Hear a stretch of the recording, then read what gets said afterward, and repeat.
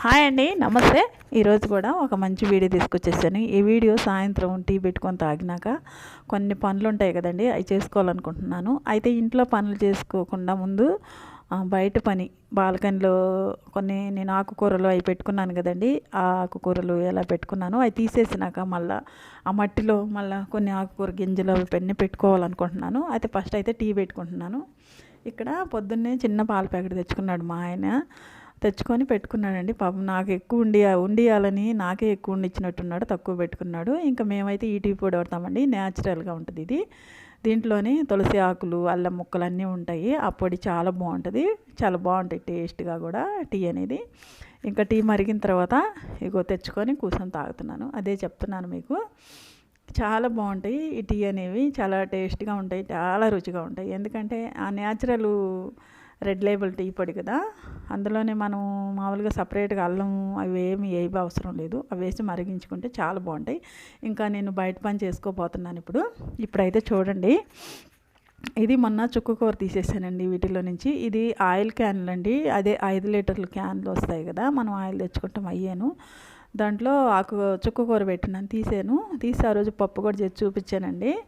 ఇంకా ఈరోజు మళ్ళీ పెట్టుకోవాలంటే మళ్ళీ ఇంకా ఈ మట్టి అనేది కిందికి ఇట్లా గట్టిగా అయిపోయి ఉంటుంది కదా, మనం వాటర్ పోసి ఇంకా అదైతే చాకు తీసుకొని ఇట్లా చేసుకుంటున్నాను. చేసి దాంట్లో ఉన్న ఆకులు, ఏరులు అవన్నీ తీసేస్తున్నాను నీట్గా. తీసేసి తర్వాత మళ్ళీ అవే గింజలు వేసుకుంటున్నాను. అయితే ఇంక దీంట్లో నేను ఏమి వేయట్లేదు ప్రస్తుతానికైతే. వర్షాలు పడుతున్నాయి కదండి, ఇప్పుడే కొంచెం ఈ రోజు నుంచే కొంచెం మాకు తయారిచ్చినట్టు అనిపిస్తుంది అంతే.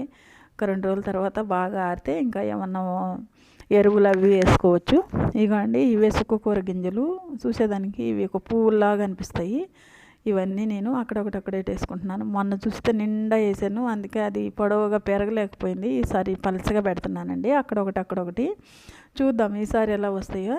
అందుకని అక్కడొకటి పెడితే తొందరగా వస్తాయని, బాగా పెరుగుతాయి అన్నాడు మా వారు. అయితే ఇక అందుకని నేను దాన్నే చేస్తున్నాను.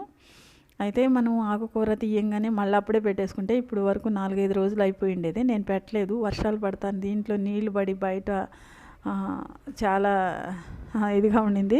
అందుకని నేను ఇక వర్షం ఆగిపోయింది కదా, చక్కగా కొంచెం ఆరింది, దీంట్లో మట్టి కూడా పొడిగా రాగలుగుతుంది. అందుకని ఇప్పుడు పెట్టేసేసాను. చూడండి, అన్నీ పెట్టేసుకొని శుభ్రంగా పెట్టేసి లోపలికి గుచ్చేసాను. కొంచెం ఒక ఇంచు లోపలికి గుచ్చితే చాలండి, ఇంచు కూడా వెళ్ళే పైన ఊరికి మట్టి కింద పెడితే చాలు. తర్వాత నీళ్ళు వాటరింగ్ చేస్తున్నాను. చూడండి, ఇట్లా పలసగా చేత్తో నేను చేసుకుంటున్నాను. ఇలా చేసేసిన తర్వాత ఇంకా ఈ సైడ్ కొంచెం ఖాళీ ఉంటుంది కదా, బాటిల్ అనేది ఓల్చబడ్డ కాడ అది అక్కడ కూడా ఒకటి పెట్టాను ఈ పక్క. అక్కడక్కడ ఇంకా ఒక్కొక్కటి బయటకు వస్తే అవి కూడా నీట్గా పైకి లోపలికి పెట్టేసి ఇంక వాటరింగ్ చేసేసానండి. ఇదైతే చుక్కకూర పద్ధతి ఇంకా నేను చేసుకున్నది. తర్వాత ఇది తోటకూర అండి. ఈ సుక్కకూరతో పాటే తోటకూర పెట్టుకున్నాను. అప్పుడు సుక్కకూర తీసాను కానీ తోటకూర ఇదిగో ఇలా ఉంది. ఒక దాంట్లో ఇదైతే పెద్దగా రాలేదు, ఇదైతే వచ్చింది, ఒక దాంట్లోనే ఉంది. ఇది దేనికి సరిపోదు. ఇంకా గోంగూర కూడా ఉంది, చూడాలి, అవి రెండైనా తీసి ఏదైనా చేసుకోవచ్చు. ఇంక తర్వాత ఈ టమాటా మొక్కలు, ఇంకా వంకాయ మొక్కలు, ఈ వంకాయ అండి, వంగ మొక్కలు. దీనికి పురుగు పట్టింది. పురుగు మేము చూసుకోలేదు, వెనక పక్క తింటా ఉంటే పైన చూస్తున్నాం కానీ వెనక పక్క చూడలేదు. వెనక పక్క చూస్తే పెద్ద పురుగు పట్టుకొని ఉంది, పొడవుగా ఉంది. ఆకును పట్టుకొని అదే తింటూ ఉందనుకుంటా, తీసేసాము. అప్పటి నుంచి కొద్దిగా బాగానే వస్తున్నాయి. అందుకని ఇట్లాంటి చిన్న జీడబట్టిన ఆకులు అలాంటివి కూడా చూసుకొని గిల్లేసేస్తే మళ్ళీ ఇంకో ఆకుకి అది రాకుండా ఉంటుందని మేము ఇంకా అట్లా తీసేసాము.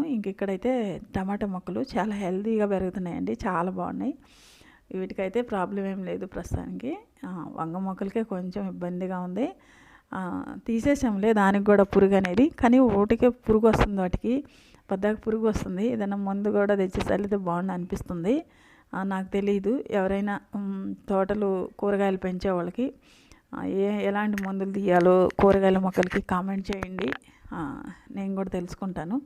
ఇక్కడైతే మా కాడ ఏ మొక్కలు ఉన్నాయి, ఇగో చూడండి, రేణపాల చెట్టు, ఇంకా గులాబీ చెట్టు, తమలపాకు చెట్టు పాపం వానకి చాలా ఇబ్బంది పడిపోయింది. అది తట్టుకోలేదంటే ఎక్కువ నీళ్ళు, ఆ నీళ్ళు కూడా ఆరలేదు. ఇంకా మనీ ప్లాంట్ చెట్టు, ఇంకా తులసమ్మకైతే హాయిగా ఉంది వర్షం పడలేకే.